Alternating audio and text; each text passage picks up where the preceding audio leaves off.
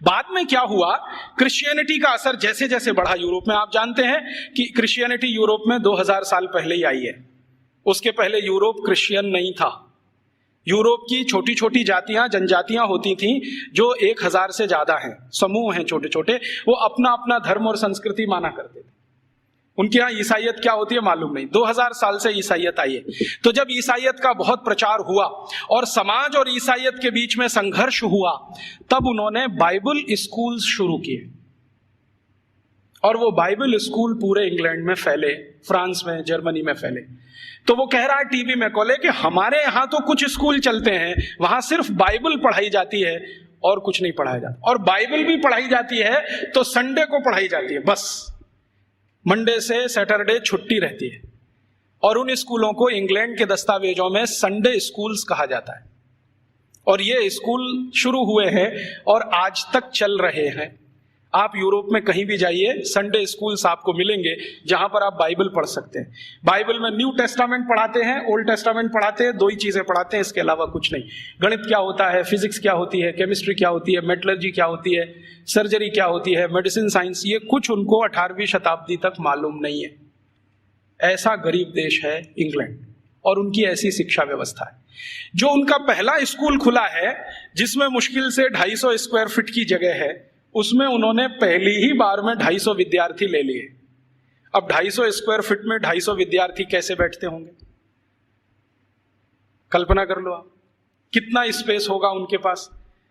एक शब्द इस्तेमाल होता है अंग्रेजों के यहां, ब्रीदिंग स्पेस। ब्रीदिंग स्पेस भी नहीं है। वो कह रहा है मैकॉले कि हमारे तो बाइबल स्कूलों में ब्रीदिंग स्पेस भी नहीं है, माने हर विद्यार्थी को घिचपिच में बैठना पड़ता है, जगह नहीं है उनके पास। लेकिन भारत के एक एक गुरुकुल तो 5-5 हेक्टेयर में बने हुए हैं। 1 हेक्टेयर में लगभग 5 एकड़ होते हैं, 25 एकड़ में गुरुकुल बने हुए हैं। और वो कह रहा है कि भारत के बहुत सारे गुरुकुल रेजिडेंशियल हैं, जहां पर विद्यार्थियों को रहने और खाने की व्यवस्था है, और कुछ गुरुकुल ऐसे हैं जो डे स्कूल की तरह से चलते हैं। विद्यार्थी सुबह आते हैं, शाम को पढ़ के अपने घर वापस जाते हैं। फिर वो उसको पूछा जाता है कि भारत के विद्यार्थियों को ये सारी की सारी जो शिक्षा दी जाती है, इसका कोई वर्गीकरण है, क्लासिफिकेशन है? तो वो बहुत सुंदर उत्तर दे रहा है, जो हमें इस पे रिसर्च आज जरूरी है करना। वो ये कह रहा है कि भारत के विद्यार्थियों को 2 चीजें पढ़ाई जा रही, एक तो शिक्षा है, दूसरी विद्या है। अब वो कहता है कि मुझे समझ में नहीं आता शिक्षा कौन सी है, विद्या कौन सी है। लेकिन मैं जितने भी गुरुकुलों में गया हूं, पूछता हूं क्या पढ़ते हो, तो कुछ विद्यार्थी कहते हैं हम शिक्षा ले रहे हैं, कुछ कहते हैं हम विद्या ले रहे हैं। ये विद्या क्या है, शिक्षा क्या है, मुझे समझ में नहीं आता, लेकिन ये हर गुरुकुल में मुझे सुनाई देता है। हमको समझना चाहिए कि शिक्षा और विद्या ये 2 अलग चीजें होती हैं। आज के समय में हमने इन दोनों का खिचड़ी बना दिया है, और ऐसा खिचड़ी बना दिया है कि उसमें से चावल और मूंग की दाल को बीन पाना ही बड़ा मुश्किल हो गया है। नाम सब है विद्यालय और काम कर रहे हैं शिक्षालय का, है कि नहीं? कोई भी विद्यालय ले लो, 1 2 3 नाम विद्यालय, विद्यालय, महाविद्यालय, ये विद्यालय, काम सब शिक्षालय का कर, नाम विद्यालय रखा हुआ है। ऐसा घालमेल कर दिया। शायद ये मैकॉले का असर है, क्योंकि मैकॉले को शिक्षा और विद्या में अंतर नहीं मालूम था, हमें भी नहीं मालूम है। हम जानते नहीं है कि विद्या क्या होती है और शिक्षा क्या होती है। विद्या जो है ना, अपनी जिंदगी को अध्यात्म के रास्ते पर ले जाने वाली, अपने जीवन को ऊंचा उठाने वाली, आत्मा का परमात्मा से मेल कराने वाली, मनुष्य शरीर छूटने के बाद हमारी आत्मा परमात्मा से मिल जाए, इन सब बातों को सिखाने वाली, धर्म क्या है, अधर्म क्या है, न्याय क्या है, अन्याय क्या है, श्रेय क्या है, अश्रेय क्या है, छोड़ने वाला क्या है, ग्रहण करने लायक क्या है, ये सब ज्ञान देने वाली या विवेक देने वाली ये तो है विद्याएं। और बाकी हमने मैथमेटिक्स पढ़ लिया, हमने केमिस्ट्री पढ़ ली, हमने ये फिजिक्स पढ़ लिया, हमने ये कॉमर्स सीख लिया, हमने वो, ये है सब शिक्षा। तो कह रहा है कि भारत के सभी गुरुकुलों में विद्या है और शिक्षा है, लेकिन वो उसको इतना समझ में आ गया है कि ये जो विद्या है वो शिक्षा से ऊंची है। इसलिए भारत में गुरुकुल में जाने वाला सभी अपने को विद्यार्थी कहता है, शिक्षार्थी कोई नहीं कहता अपने को, क्योंकि मूल जो वो सीखने आया है वो कुछ और सीखने आया है। खाली गणित सीखने नहीं आया है, या खाली कॉमर्स सीखने नहीं आया, या खाली मेटलर्जी सीखने नहीं आया, विद्या सीखने आया, इसलिए विद्यार्थी कहलाना वो पसंद करता है अपने आप को। और वो कहता है कि जितनी ऊंची कल्पना भारत में है विद्या और शिक्षा की, हम तो उसके दूर दूर कहीं नजदीक तक नहीं है। फिर उसको पूछा जाता है कि अच्छा ये बताओ कि भारत में हायर स्टडीज सेंटर हैं क्या? तो कहता हाँ हैं। कितने हैं? तो संख्या गिना रहा है 15,800 कुछ। हायर स्टडीज सेंटर का मतलब क्या है? हायर स्टडीज सेंटर का माने विश्वविद्यालय। उनकी जो परिभाषा है ना, उस परिभाषा में विश्वविद्यालय, हायर स्टडीज सेंटर। हमने तो कुछ 2-4 नाम सुने हैं, एक नालंदा का हुआ करता था, एक तक्षशिला का हुआ करता था, लेकिन 1835 में मैकॉले बोल रहा है अपने पार्लियामेंट में कि 15,800 कुछ विश्वविद्यालय।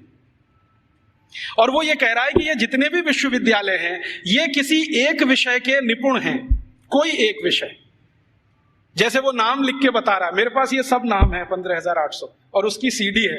अगर एलसीडी प्रोजेक्टर हो तो मैं आपको दिखा सकता था। लैपटॉप मेरे पास अभी है, उसमें सब फीड किया हुआ है। एक विद्यालय है, माफ करिए, विश्वविद्यालय है अमरावती विश्वविद्यालय। अमरावती विश्वविद्यालय मशहूर है किस बात के लिए? वो मेटलर्जी के लिए मशहूर है, धातु विज्ञान सिखाया जाता है और पूरा विश्वविद्यालय धातु विज्ञानियों से भरा हुआ है। और धातु विज्ञान कई तरह का है, जैसे कच्चे लोहे से फौलाद बनाना, जैसे जमीन में से लोहा तांबा सिल्वर माने चांदी और सोना, ये जो दूसरी बेशकीमती धातुएं निकलती हैं, इनका एक्सट्रैक्शन कैसे किया जाए ये सिखाने वाला। माने आज जो हमारे यहाँ आईआईटीज में सिखाया जाता ना मेटलर्जी में, वही वहां उस समय यूनिवर्सिटीज में सिखाया। फिर वो कह रहा है एक विश्वविद्यालय में गया था, कांगड़ा विश्वविद्यालय, कांगड़ा माने हिमाचल, तो वो किसके लिए मशहूर है? तो कह रहा है ये सर्जरी के लिए मशहूर है। तो उसको पूछा जा रहा है कि किस तरह की सर्जरी होती है? तो कहता है जी हम सोच नहीं सकते वैसी सर्जरी होती है। और उसको उसने शब्द दिया है जिसको आज के इक्विवेलेंट अगर मैं कहूं तो राइनोप्लास्टी। राइनोप्लास्टी सर्जरी का लेटेस्ट साइंस है 21वीं शताब्दी का, जिसमें आपके शरीर के किसी अंग के चमड़े को निकालकर किसी दूसरे अंग पे लगा दिया जाए। और ये 1835 में वो बोल रहा है कि कांगड़ा विश्वविद्यालय में तो ये सब सिखाया जाता है और सब सीखते हैं राइनोप्लास्टी। तो वो कहता है मैंने मेरी आंखों से एक ऑपरेशन देखा है जिसमें पैर के नीचे के हिस्से से माने घुटने से नीचे के हिस्से से चमड़ी निकालकर नाक पर लगाई गई, और वो कहता है 21 दिन में वो पूरा ठीक हो गया है, पता ही नहीं चलता है कि इसका कोई ऑपरेशन हुआ है। ग्राफ्टिंग जिसको कहते हैं, स्किन ग्राफ्टिंग। और ये 1835 में भारत में होता है। कांगड़ा विश्वविद्यालय का उसने लंबा डिस्क्रिप्शन किया कि मैंने ऐसा देखा, मैंने वैसा देखा। फिर इसी तरह एक अंग्रेज अधिकारी है, वो खड़ा होकर चिल्लाने लगता, हाँ मैंने भी देखा है, कर्नल कूट उसका नाम। जैसे ही उसने सुना तो वो भी खड़ा हो गया, उसने कहा मैंने भी देखा है, एक बार मैं भारत देश गया था, हैदर अली के साथ मैंने युद्ध लड़ा था, हैदर अली ने मुझे परास्त कर दिया था, मेरी नाक काट दी थी, मैं कटी हुई नाक लेके वहां से भागा था, और बेलगाम नाम का भारत में कोई एक गांव है, वहां के एक वैद्य ने मेरी नाक का ऑपरेशन किया था और जोड़ दिया था, और अभी वो नाक मेरी ऐसी है। वो खड़े होकर बोल रहा है। तो उसको सब सांसद पूछ रहे हैं कि अच्छा तुम्हारी नाक ही काटी थी, सिर क्यों नहीं काटा? क्योंकि तुम तो परास्त हो गए थे, तो तुम्हारा सिर क्यों नहीं काट दिया? तो वो कहता है भारत के राजा बड़े दयालु हैं, उनके मन में बड़ी दया है, दुश्मन को भी पूरा मारते नहीं है, अंग भंग करके छोड़ देते हैं, और भारत में नाक कटना ही बहुत बड़ी बदनामी की बात है, हमारे यहां ऐसा कुछ। तो ये कर्नल कूट के जो कहे हुए और मैकॉले के कहे हुए इन दस्तावेजों से अंदाजा लगता है कि सर्जरी कोई बहुत ऊंचे स्तर की थी। फिर इन सर्जरी को करने वाले जो आचार्य होते थे, उन आचार्यों के उपकरण कैसे हैं उसका वो डिस्क्रिप्शन कर रहा है। और आपको सुनकर आश्चर्य होगा कि सामान्य रूप से सर्जरी का एक आचार्य माने आज का MS मास्टर ऑफ सर्जरी, उस जमाने का आचार्य, तो वो कहते हैं कि सामान्य रूप से एक आचार्य के पास कम से कम 500 इंस्ट्रूमेंट्स तो होते ही हैं। वो कहता है 20 तरह की तो उनके पास क्लिप्स हैं, ये जो 2 वाली होती है ना पकड़ के, 20 तरह की, और सभी उच्च स्तर के लोहे से बनी हुई, जिनमें कभी जंग नहीं लगता। फिर वो कहता है भारतवासी बिना जंग का लोहा बनाना तो 10वीं शताब्दी से जानते हैं, हमने उनसे ही सीखा है, हमको लोहा बनाने की तकनीक भारत से ही आई है। और ऐसा लोहा बनाना जानते हैं जिसपे कभी जंग नहीं लगती। वो आज भी कभी देखना हो तो चले जाइए, मेहरौली का खंबा खड़ा हुआ है। वो कहता है इनको ऐसा लोहा बनाना आता है तो इंस्ट्रूमेंट अच्छे अच्छे बना लेते हैं। और वो एक मजे की बात कह रहा है कि जिस समय इंग्लैंड में हम चिकित्सा कराते हैं अपनी कोई बीमारी की, तो उस समय 1835 में इंग्लैंड में चिकित्सा क्या होती है जरा सुनिए। और यहाँ कोई एलोपैथी डॉक्टर है तो वो जरा ध्यान से सुने। 1835 में इंग्लैंड में चिकित्सा व्यवस्था होती है तो क्या है, एक ही चिकित्सा है उनके पास, हिप्पोक्रेटिस मेडिसिनल सिस्टम। एक हिप्पोक्रेटिस नाम का कोई आदमी हुआ इंग्लैंड में, ईसा से करीब 250 साल पहले, सॉरी ग्रीस में हुआ, इंग्लैंड में नहीं, ग्रीस में हुआ। तो उसने कुछ सिद्धांत दिए हैं, वही सिद्धांत एलोपैथी का मूल आधार है, सारे के सारे सिद्धांत। तो हिप्पोक्रेटिस क्या कहता है, वो कहता है शरीर में कोई भी बीमारी घुस गई तो उसका एक ही कारण है कि रक्त आपका दूषित हो गया है। कोई भी बीमारी हो, सर्दी हो गई, जुकाम हो गया, बुखार आ गया, खांसी हो गई, आपको डायरिया हो गया, डिसेंट्री हो गई, लंग इन्फेक्शन, कुछ भी हो गया, तो हिप्पोक्रेटिस एक ही बात में डायग्नोसिस देता है कि आपका रक्त दूषित है। अब इस दूषित रक्त को निकालो शरीर में से, यही चिकित्सा है। तो वो कहता है कि भारतवासी चिकित्सा कैसी करते हैं और हमारे डॉक्टर कैसी करते हैं। वो कहता है कि जब मुझे बुखार आता है और मैं किसी डॉक्टर के पास जाता हूं तो वो मेरी हाथ की नस काट देता है और उसमें से खून निकलने लगता है। और वो कहता है ये खून जब तक निकलेगा नहीं तब तक बुखार तुम्हारा खत्म होगा नहीं। कभी कभी मुझे डर लगता है कि खून के साथ जान ना निकल जाए मेरी। और वो ये कहता है कि भारत में जो चिकित्सा व्यवस्था है इतनी अद्भुत है कि कुछ बुखार आ जाए, कितने से भी कितना बुखार आ जाए, वो कुछ चूरन खिला देते हैं और अगले दिन बुखार ठीक हो जाता है। अच्छा, ये जो कहानी उसने कही है, ये कहानी जॉर्ज वॉशिंगटन ने भी कही है। आप जानते हैं जॉर्ज वॉशिंगटन अमेरिका के राष्ट्रपति, और बल्कि पहले राष्ट्रपति, सबसे पहले राष्ट्रपति, अमेरिका की आजादी के बाद सबसे पहले राष्ट्रपति जॉर्ज वॉशिंगटन। आपको मालूम है उनकी मृत्यु कैसे हुई? उनको आया बुखार। तो ये जो हिप्पोक्रेटिस मेडिसिनल सिस्टम है ना, हाँ, एक ही सिस्टम है उनके पास, हिप्पोक्रेटिस मेडिसिनल सिस्टम, जिस पर उनके आप बहुत थीसिस लिखे गए हैं, बहुत काम हो। तो उनको आ गया बुखार, और बुखार हो गया बहुत, 103 104 डिग्री। तो उनका डॉक्टर आया और उनके दोनों हाथों की नस काट गया, हाँ, और कहा कि ये खून बहने दो, अभी मैं सवेरे आऊंगा आपको देखने। तो दोनों हाथों की नस कटी और रात भर में इतना खून बह गया कि सवेरे जॉर्ज वॉशिंगटन मरे हुए मिले। ये है मॉडर्न एलोपैथिक सिस्टम। और मैकॉले कह रहा है कि जिस समय हम तो सिर्फ नस काट के खून निकाल के इलाज करते हैं, भारत के लोग पता नहीं क्या क्या जड़ी बूटियों से चूरन बनाते रहते हैं, पाउडर बनाते रहते हैं। और वो कहता है कि इनके कॉम्बिनेशन इतने परफेक्ट हैं कि 1-2 बार ही खाना पड़ता है, उसके बाद खाना ही नहीं पड़ता। फिर उसको पूछा गया क्या तुमने कोई लिस्ट बनाई है ये जो चूरन में कॉम्बिनेशन है इसके? तो वो कहता है हाँ, मैं एक लिस्ट बना रहा हूं, उसमें कुछ मेडिसिनल हर्ब्स हैं, कुछ रूट्स हैं, कुछ प्लांट्स हैं। तो वो पूछ रहे हैं कितनी संख्या हो गई है? तो उसने कहा 16,000 तो हो गई है, पता नहीं आगे कितनी जाएगी। उस जमाने में तो कुछ लोग आश्चर्य से पूछ रहे हैं कि ये जो शिक्षा है, वहां चिकित्सा भी दे रहे हैं, सर्जरी भी दे रहे हैं, मेटलर्जी भी दे रहे हैं, वगैरह वगैरह, क्यों दे रहे हैं? तो वो कहते हैं भारत के सभी आचार्य कहते हैं कि जीवन एकांगी नहीं है। अभी ये देखिए, फिलॉसफी की बात, जीवन एकांगी नहीं है, और चूंकि एकांगी नहीं है तो इसमें सब तरह के ज्ञान की जरूरत होती है। तो हर विद्यार्थी को सभी तरह का ज्ञान होना चाहिए, विशेषज्ञता उसको किसी एक में होनी चाहिए, ज्ञान उसको सब तरह का होना चाहिए। तो कहता है कि जो प्राइमरी लेवल की ज्ञान है वो सबको दी जाती है, मेडिसिन की, सर्जरी की, मेटलर्जी की, मैथमेटिक्स की। जब वो विद्यार्थियों की रुचि उत्पन्न हो जाती है तो किसी एक विषय में उनको विशेषज्ञ बना दिया जाता है, और फिर वो विद्यार्थी समाज में चला जाता है, उसकी शिक्षा पूरी हो जाती है, विद्या पूरी हो जाती है, फिर वो समाज को अपनी सेवाएं देता है।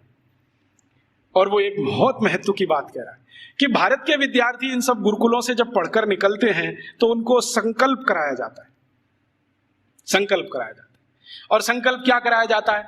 तो उनको ये कहा जाता है कि देखो ये जो ब्रह्मांड जगत है, वो उसको अंग्रेजी में एक्सप्लेन कर रहा है, ठीक से नहीं कर पाया, कहीं गलती है वो मैंने ठीक कर दिया है, क्योंकि बहुत सारी चीजें उनके समझ की बाहर है जो हमारी समझ के लिए सामान्य है।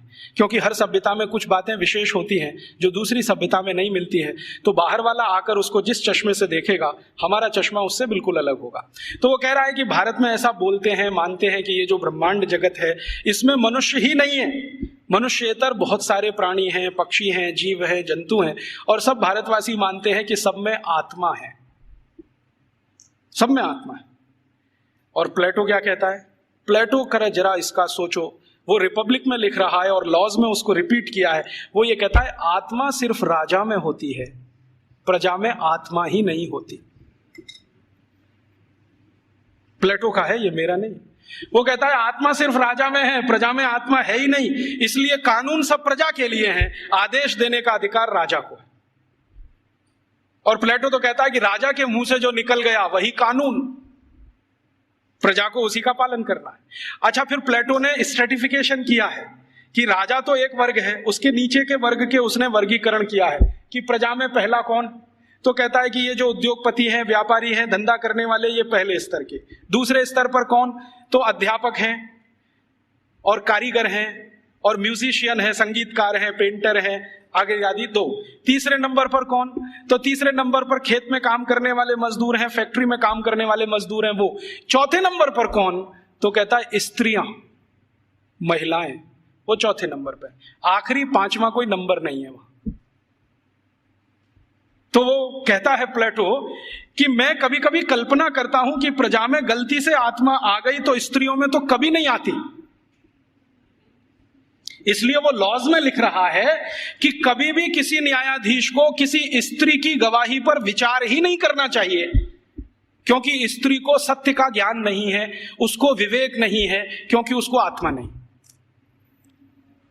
तो आप जानते हैं ये जो मॉडर्न जस्टिस माने जुडिशियल सिस्टम निकला, जिसमें से आईपीसी, सीआरपीसी और सीपीसी आया और हमने बिना सोचे समझे उसको अपने देश में अपनाया, इस जुडिशियल सिस्टम में 1950 तक किसी महिला की गवाही को माना ही नहीं जाता था। यूरोप में अदालत में चलने वाले किसी भी मुकदमे में किसी महिला की गवाही नहीं मानी जाती थी। तो क्या हुआ? फिर यूरोप में एक बगावत हुई जिसको वीमेन्स लिव कहा जाता है, स्त्री मुक्ति। और इसका नेतृत्व किया एक फ्रांसीसी लेखिका ने, उसका नाम था सिमोन द बोउआर। उसके एक गुरु हुआ करते थे ज्यों पाल सार्त्र, जिनको आधुनिक दार्शनिकों में बहुत ऊंचा स्थान मिला हुआ है। तो सिमोन द बोउआर ने सालों साल आंदोलन चलाया। तब फ्रांस में इतना हुआ कि किसी 3 स्त्री की गवाही एक पुरुष के बराबर है। इतना हुआ, बस इतना ही हुआ। और उसके बाद सिमोन द बोउआर मर गई और वो कहती थी कि मैं इतना ही करा पाई, यही मेरे लिए बहुत है कि कम से कम अदालत ने 3 महिलाओं की गवाही एक पुरुष के बराबर तो मानी। और प्लेटो चूंकि ये कहता था कि स्त्री में आत्मा नहीं होती है, तो 1950 तक यूरोप के किसी भी देश में महिलाओं को वोट डालने का अधिकार नहीं था। वोट डालने का तो छोड़ दो, बैंक में अकाउंट खोलने का अधिकार नहीं था किसी महिला को। अकाउंट खुलेगा तो उसके पति का खुलेगा, महिला का नहीं खुलेगा। और जो विधवा है तो उसके बेटे के नाम से खुलेगा, महिला के नाम से नहीं खुलेगा। जो बेटा ही नहीं है तो पड़ोसी के बेटे के नाम से खुलेगा। हाँ, उसके नाम से बैंक अकाउंट नहीं खुल सकता।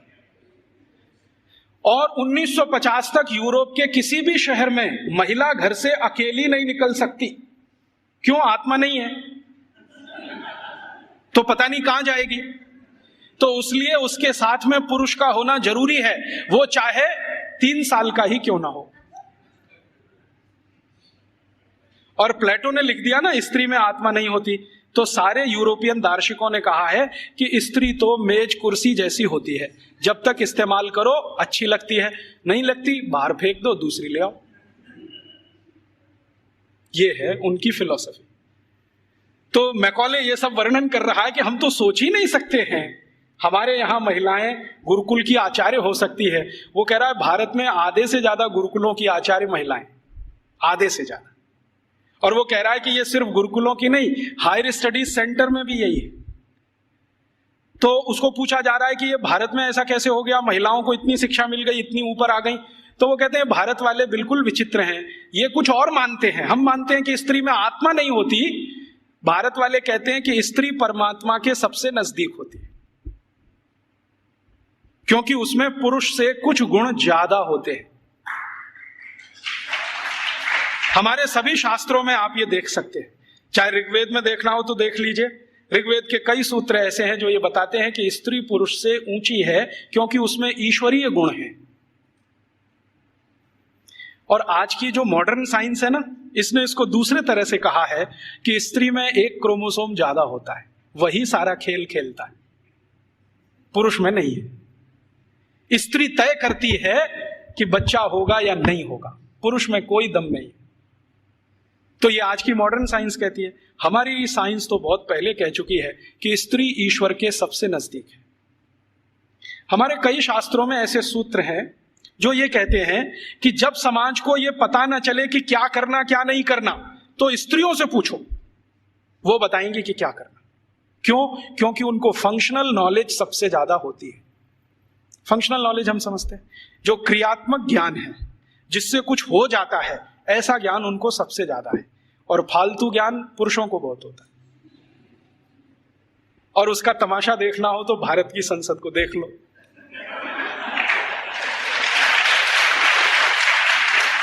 देखा आपने संसद में जो पुरुष सांसद हैं वो मां बहन की गालियां देते हैं और स्त्री सांसदों को चुपचाप निकल जाना पड़ता है। भारत में पता है क्या मान्यता है? भारत में मान्यता यह है कि भाषा का विकास स्त्रियों ने ही किया है। भाषा का विकास स्त्रियों ने ही किया है, पुरुष की ताकत नहीं है भाषा का विकास करने। क्यों? क्योंकि भारतीय भाषाओं में, भारतीय भाषाएं पता है, संस्कृत, तमिल, तेलुगु, कन्नड़, मलयालम, बंगाली माने बंगला, आसामी, उड़िया, ये सब भारतीय भाषा है। और हिंदी उर्दू मिलने से पहले, अभी तो हिंदी नहीं रही है, उसमें बहुत कुछ उर्दू घुस गई है, फारसी, पता नहीं क्या क्या घुस गया। तो हिंदी उर्दू मिलने से पहले और बाकी सब भारतीय भाषाएं, आपको मालूम है इनमें गालियां नहीं है, एक भी गाली नहीं। और गाली नहीं है तो यह सिद्ध करता है कि यह भाषा स्त्रियों ने ही रची है। हाँ, क्योंकि स्त्रियों में कितना भी गुस्सा हो, गाली नहीं निकलती उनके मुंह से, क्योंकि ईश्वरीय गुण है उनमें कुछ। तो मैकॉले कह रहा है कि भारत में स्त्री ईश्वर के नजदीक है, परमात्मा के नजदीक है। और वो एक सूत्र सुना रहा है, पता नहीं उसको कहां से मिल गया। वो कहता है भारत के लोग ऐसा कहते हैं कि स्त्री के बिना मोक्ष नहीं होता। और ये एक दिन मुझे भी अनुभव हुआ है। मैं दक्षिण भारत में गया था, एक गांव में व्याख्यान देने। वो गांव में एक मंदिर है, बड़ा मशहूर मंदिर है। मैंने सोचा मैं भी दर्शन करूं, तो पुजारी ने कहा आप अंदर नहीं जा सकते। मैं पूछा क्यों? क्या आप ब्रह्मचारी? मैं पूछा तो क्या हुआ, ब्रह्मचारी हूं, अंदर नहीं जा सकता। नहीं जा सकते। क्यों नहीं जा सकता? कि आप पवित्र नहीं। मैं पूछा वो कैसे? उन्होंने कहा पवित्रता तो स्त्री के आने के बाद ही आती है।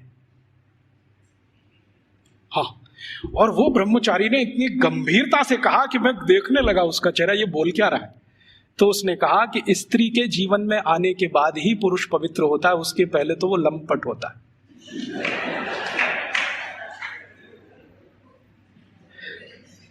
तो मंदिर में मुझे घुसने नहीं दिया उसने। और वो कहता आप तो क्या, हजारों साल से यहां कोई भी व्यक्ति बिना पत्नी के मंदिर में गया नहीं है। तो मैंने कहा ठीक है, फिर कभी हो तो सोचूंगा। तो मैं वापस चला आया। ये बात को मैकॉले बोल रहा है वहां कि भारतवासी बोलते हैं कि मोक्ष स्त्री के साथ ही होता है। और हमारे सभी ऋषि मुनि गृहस्थ थे, सदगृहस्थ थे, ब्रह्मचारी नहीं थे।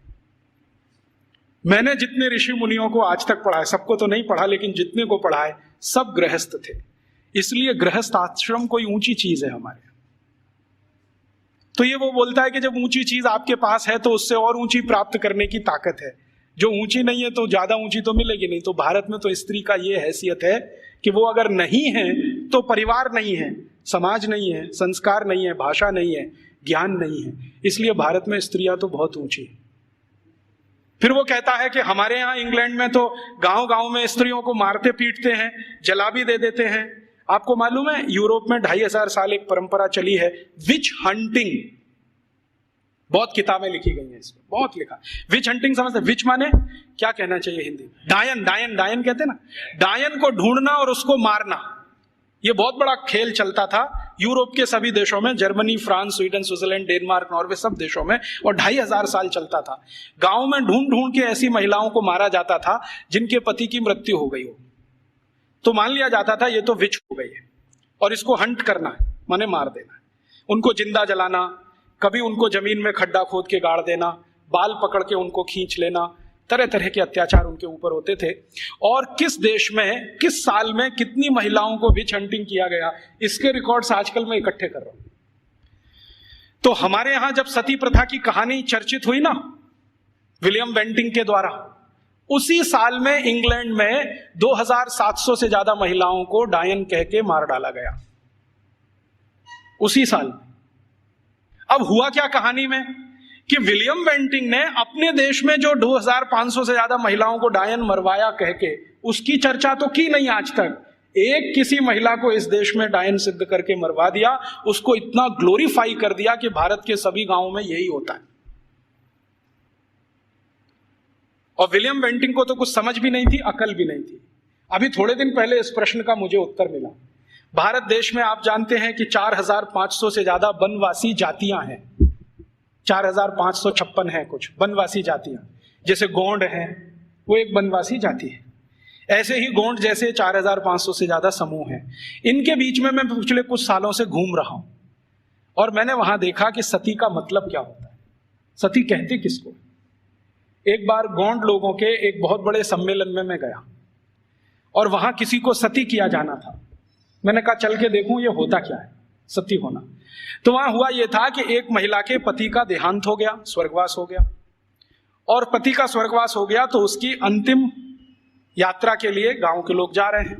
अंतिम संस्कार वो ऐसे ही करते हैं जैसे हम करते हैं, अग्निदाह करते हैं, लकड़ियां इकट्ठी करते हैं। तो मैंने देखा कि उसकी पत्नी आती है और उसके चारों तरफ प्रदक्षिणा करती है और संस्कृत के मंत्र बोलते हैं।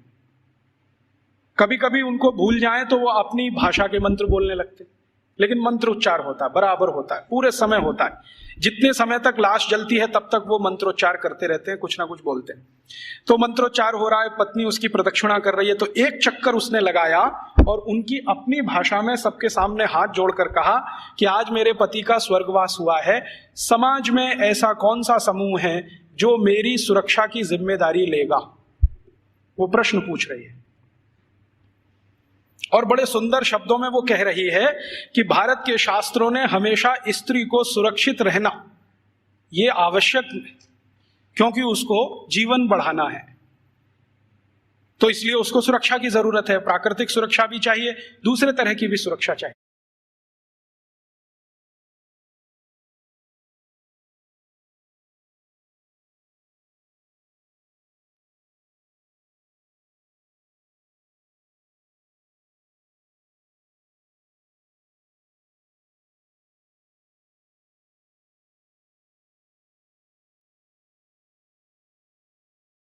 क्या मेरी बेटियां जिम्मेदारी लेंगी? बेटियों ने हां बोल दिया तो आ जाएगी, नहीं बोला तो फिर चौथा चक्कर लगाएगी। फिर वो पूछेगी कि क्या समाज के प्रतिष्ठित लोग, जिनको हम क्या कहें महाजन लोग मेरी जिम्मेदारी लेंगे? अगर उन्होंने हां बोल दिया तो आ जाएगी, ना बोल दिया तो फिर चक्कर लगाएगी पांचवा। फिर वो पूछेगी कि इस समाज के आचार्य लोग, उपाचार्य लोग मेरी जिम्मेदारी लेंगे? अगर हां बोला तो उनके पास आ जाएगी, नहीं तो वापस। और आखिरी चक्कर सातवां जब लगाएगी तो वो पूछेगी कि क्या पुरोहित हम समझते हैं पूजा पाठ करें, क्या पुरोहित मेरी जिम्मेदारी लेंगे? अगर पुरोहितों ने हां बोला तो उनके पास आएगी, नहीं तो चक्कर लगा के गांव छोड़ के चली जाएगी और गांव कहेगा कि वो सती हो गई। ये है सती होना। और इसको बिगाड़ दिया अंग्रेजों ने। क्या कहा कि उसको जबरदस्ती चिता में धकेल देंगे और ये कर देंगे। फिर वो जाती कहां है, उसके पीछे पीछे मैं गया तो उस गांव का कोई मंदिर होगा, वहां जाएगी और अपना बाकी जीवन उसी मंदिर में बिताएगी।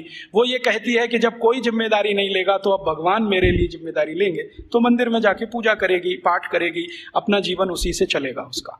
और जैसे ही वो मंदिर में जाके पाठ पूजा करने लगेगी तो समाज की आदरणीय हो जाएगी और सब उसको साष्टांग दंडवत प्रणाम करेंगे। फिर हम गोंड लोग कहेंगे कि ये हमारी सती है। हम उसको एक्सप्लेनेशन क्या देंगे? वो पति के साथ जिंदा जला दी गई, वो सती है। सती होना कोई ऊंचा कर्म रहा है इस देश में, हम उसको समझ नहीं पाए। अंग्रेजों ने जो डिस्क्रिप्शन दे दिया उसी को अंतिम मान के हमने अपना मान लिया कि ऐसा ही कुछ होता होगा। ये होता है, और ये सिर्फ गोंडों में ही नहीं होता, भीलों में भी होता है। गोंड हैं, भील हैं, जितने तरह की जनजातियां हैं, ज्यादातर में ये होता है। तो मैकॉले कह रहा है कि भारत में तो स्त्रियों का स्थान बहुत ऊंचा है, परिवार में ऊंचा है, समाज में ऊंचा है, भाषा उनके यहां से निकली है।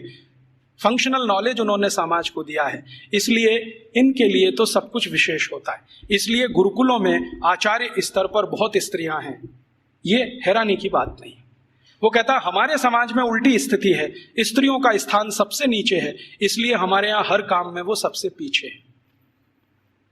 तो इस तरह की कुछ बातें हैं जो मैकॉले के डॉक्यूमेंट्स बताते हैं, और विलियम एडम ने इससे भी ज्यादा कुछ खोज की है, और उसके डॉक्यूमेंट्स इससे भी आगे की कई बातें बताते हैं कि भारत के ये जो गुरुकुल हैं, इन गुरुकुलों का योगदान क्या है समाज में। तो विलियम एडम ने एक गुरुकुल की कहानी लिखी है अपने दस्तावेजों में। आंध्र प्रदेश में कावेरी नदी के पास विशाखापट्टनम से थोड़ा दूर एक गुरुकुल है, उसका नाम गांव का मैं भूल रहा हूं। तो वो गुरुकुल है, उसने क्या योगदान दिया है, तो वो कहता है विलियम एडम कि ये जो गुरुकुल है ये बहुत पुराना है और उसके दस्तावेज पुराने हैं। 12वीं शताब्दी का वो गुरुकुल है, और वो गुरुकुल है सिविल इंजीनियरिंग का, कंस्ट्रक्शन में सिविल इंजीनियरिंग। तो कहता है इसका योगदान क्या है, तो विलियम एडम कहता है कि इस गुरुकुल के विद्यार्थी और आचार्यों ने मिलकर कावेरी नदी पर एक डैम बनाया है, बांध बनाया है, जो दुनिया का सबसे पहला बांध है। मुझे नहीं मालूम था विलियम एडम के डॉक्यूमेंट्स पढ़ने के पहले कि दुनिया का सबसे पहला बांध भारत में बना है। फिर जैसा उसने डिस्क्रिप्शन दिया है उसको खोजते खोजते मैं पहुंच गया एक दिन, और अपनी आंखों से देख के आया कि वो डैम अभी तक जीवित है। उस डैम पर तेलुगु भाषा में एक पत्थर लगा हुआ है जिस पर तारीख है सन 1238 में वो बना है। आज से लगभग 800-825 साल पुराना है। और वो डैम की विशेषता क्या है, पत्थर और चूने से बना है। और आप जानते हैं दक्षिण भारत में सबसे ज्यादा प्रवाह वाली नदी है कावेरी। कावेरी जो है ना पेरेनियल रिवर है, साल के 12 महीने पानी रहता है उसमें, और पानी का फ्लो सबसे तेज है और पानी का दबाव भी उसका सबसे तेज है। तो कावेरी नदी पर जहां सबसे तेज गति से पानी बहता है उस नदी पर बांध बना दिया। बांध की लंबाई कितनी है और उसकी चौड़ाई कितनी है, लगभग 1 किलोमीटर 1.5 किलोमीटर के आसपास उसकी लंबाई है। 1.5 किलोमीटर लंबा बांध है। और बांध बनाया कैसा है, ऐसा है जैसे जेड होता है ना, जेड ऐसे फिर ऐसे फिर ऐसे फिर ऐसे फिर ऐसे जेड शेप में पूरा बांध है।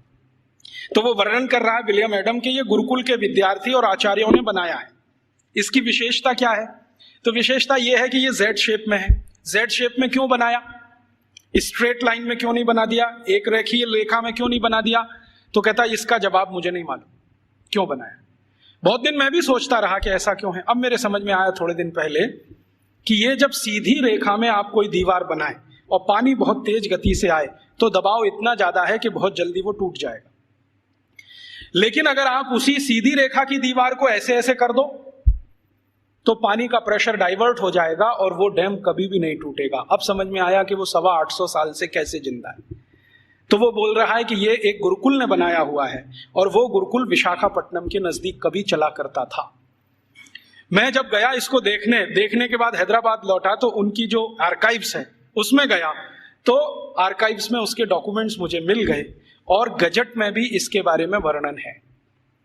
तो वो कह रहा है विलियम एडम कि भारत के गुरुकुल में पढ़ने वाले विद्यार्थी और उनको पढ़ाने वाले आचार्य कितने समाज के काम करते हैं उसका ये नमूना है। राजा डैम नहीं बनाते, विद्यार्थी और उनके अध्यापक मिलकर डैम बना देते हैं। और विलियम एडम लिख रहा है कि भारत में ऐसे हजारों तालाब गांव गांव में विद्यार्थियों ने और उनके अध्यापकों ने बना दिए। ऐसी हजारों गौशालाएं गांव गांव में विद्यार्थियों ने और अध्यापकों ने बना दी। ऐसी हजारों समाज उपयोगी चीजें जैसे धर्मशालाएं, कुएं, पानी की रहट, ये सब विद्यार्थियों ने अध्यापकों के साथ मिलकर बना दिए। तो विलियम एडम कह रहा है कि भारत के गुरुकुल सिर्फ शिक्षा का केंद्र या विद्या का केंद्र ही नहीं है। ये गुरुकुल अपने विद्यार्थी और अध्यापकों के साथ मिलकर समाज के इतने बड़े काम कर रहे हैं जो वर्षों वर्षों तक भारत के लोगों के उपयोग में आने वाले। तो इस तरह की थी हमारी शिक्षा व्यवस्था। अब क्या हुआ, इस शिक्षा व्यवस्था को जब मैकॉले ने पूरे ठीक से डिस्क्राइब किया लंदन में, तो लंदन में ब्रिटिश पार्लियामेंट के सभी सांसदों ने कहा कि अगर ऐसी शिक्षा व्यवस्था भारत में है तो भारत तो बहुत समृद्धशाली है, पैसे वाला है, ये हमें समझ में आता है। कई गुरुकुलों का उसने वर्णन किया है जो कृषि विज्ञान सिखाते हैं, कृषि शास्त्र सिखाते हैं। तमिलनाडु के कई गुरुकुलों का जिक्र है जिसमें कृषि विज्ञान ऐसा सिखाया जाता है जहां 1 एकड़ में 56 क्विंटल चावल पैदा होता है, उसकी विद्या वो सीखते हैं वहां पर। आज भारत में जितने भी एग्रीकल्चरल यूनिवर्सिटीज है ना, वो 1 एकड़ में 30 क्विंटल से ज्यादा धान कभी पैदा करके दे नहीं पाए, लेकिन 1835 में विलियम एडम कह रहा है कि 1 एकड़ में 56 कुंटल धान पैदा करना तो सामान्य बात है। और ऐसी शिक्षा देने वाले, विद्या देने वाले सैकड़ों गुरुकुल भारत में। तो कुछ कृषि सिखाते हैं, कुछ मेटलर्जी सिखाते हैं, कुछ कंस्ट्रक्शन इंजीनियरिंग में सिखाते हैं, कुछ और कुछ सिखाते होंगे, ऐसे 18-20 विषयों के सारे ये गुरुकुल हैं। तो वो कह रहा है कि भारत सुखी है, समृद्धशाली है, वो इन गुरुकुलों के कारण। तो वो कह रहा है कि अब भारत को अगर गुलाम बनाना है तो इस शिक्षा व्यवस्था को जब तक हम तोड़ेंगे नहीं, तब तक भारत गुलाम बनता नहीं। तो फिर उसको पूछ रहा है इंग्लैंड का राजा कि अब आपके पास क्या योजना है। तो कह रहा है कि मेरे पास एक योजना है कि हमारी जो सरकार भारत में चल रही है उसको आदेश दिया जाए कि भारत के ये जो गुरुकुल हैं, इंडिजिनस एजुकेशन सिस्टम वो कहते हैं इसको, भारत का स्थानीय शिक्षा तंत्र। तो कह रहे हैं जो इंडियन एजुकेशन सिस्टम है या इंडिजिनस एजुकेशन सिस्टम है, इसको कानून बनाकर हम गैर कानूनी घोषित कर देंगे, इल्लीगल, कि ये सब कुछ अवैधानिक है, गैर कानूनी। उसके लिए कानून बना देंगे लंदन में, यहां से वो चला जाएगा भारत में, उसको लागू करा देंगे। थोड़े दिन में ये सब गुरुकुल बंद हो जाएंगे, क्योंकि हमारे पास जब कानून आ जाएगा तो कानून के डंडे से हम इनको बंद करा देंगे कि ये इल्लीगल है, बंद करो। नहीं बंद करेंगे तो दंड देंगे उनको, थोड़े दिन में दंड देते देते अपने आप बंद हो जाएंगे। तब अंग्रेजों की संसद ने एक कानून बनाया जिसका नाम है इंडियन एजुकेशन एक्ट, और वो पारित हुआ, बाद में भारत की संसद में पारित हुआ और उसको लागू किया गया। तो उसमें तय ये किया गया कि जितने भी गुरुकुलों में संस्कृत माध्यम से विद्या सिखाई जाती है वो सब गैर कानूनी। फिर कहा गया कि जितने भी गुरुकुलों में स्थानीय भाषाओं की मदद से, जैसे तेलुगु, तमिल, कन्नड़, मलयालम, मराठी, गुजराती, इनके माध्यम से विद्या दी जाती है, वो भी गैर कानूनी। तो कानूनी क्या? कानूनी वो जहां अंग्रेजी के माध्यम से शिक्षा दी जाती है, वो कानूनी। तो मैकॉले ने क्या किया, ये कानून लागू करा के फिर भारत के गुरुकुलों पर डंडा चलाया, बुलडोजर चलवाए, एक एक करके उनका नाश किया। जहां गुरुकुल बंद नहीं हो पाए वहां के अध्यापकों को जेल में डाल दिया, विद्यार्थियों को जेल में डाल दिया। कई कई जगह तो अत्याचार इतने हुए कि अध्यापकों के हाथ काट दिए गए, सिर काट दिए गए, कई कई गुरुकुलों में आग लगा दी गई, उनके पुस्तकालय जला दिए। ये सब अंग्रेजों ने अत्याचार 100 साल तक किया, 1840 से 1940 तक। इधर वो अत्याचार करते गए, भारत के गुरुकुल खत्म होते गए। दूसरी तरफ उन्होंने कॉन्वेंट स्कूल शुरू किए जो यूरोप में आज भी चलते हैं और किसी उद्देश्य की पूर्ति के लिए चलाए जाते हैं।